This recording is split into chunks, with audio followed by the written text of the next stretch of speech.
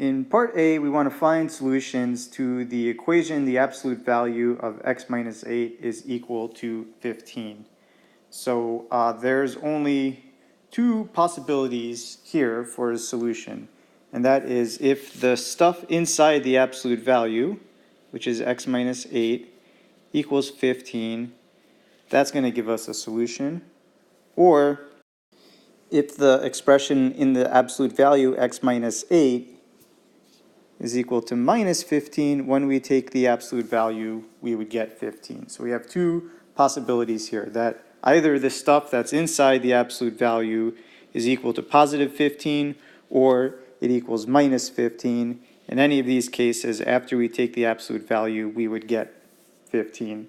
So solving each of these separately, solving x minus 8 equals 15, I can add 8 to both sides, and that would give me x is 23.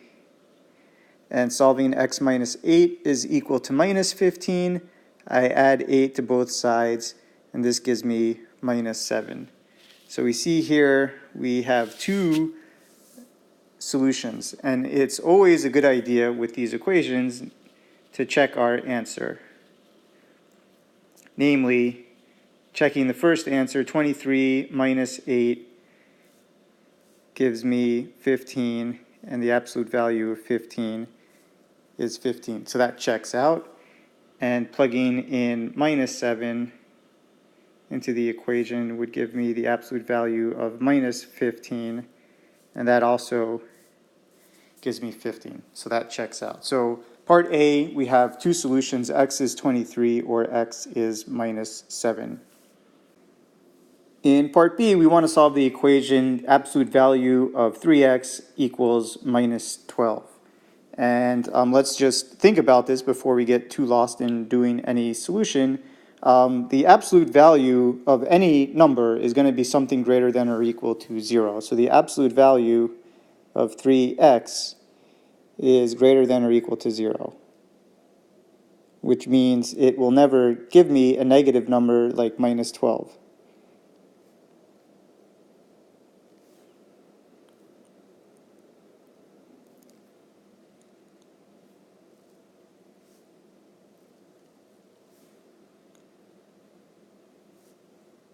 So therefore, this equation has no solution.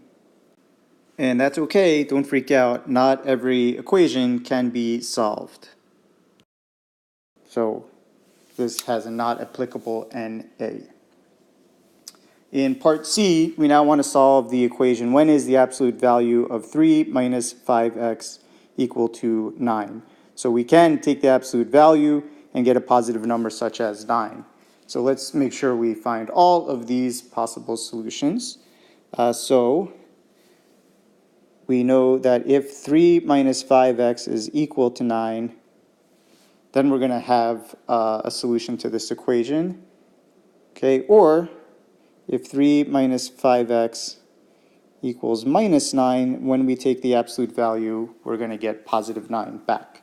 So let's solve each of these two linear equations separately. So solving 3 minus 5x is equal to 9 over here, we can subtract 3 from both sides. That would give us minus 5x is equal to 6. And then dividing both sides by minus 5 gives me one possible solution when x is minus 6/5. And solving the equation 3 minus 5x is equal to minus 9 in the same way, subtracting 3 from both sides gives me minus 5x is minus 12, and now dividing both sides by minus 5 gives me a possible solution of 12/5. So it seems like we've found two solutions here, and just like in part A, let's make sure these check out. So taking 3 minus 5 times minus 6/5, we would get the absolute value of 3 plus 6, and that gives us 9.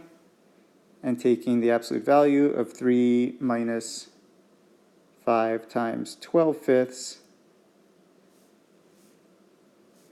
give us the absolute value of 3 minus 12, and the absolute value of minus 9 is also 9, so that checks out.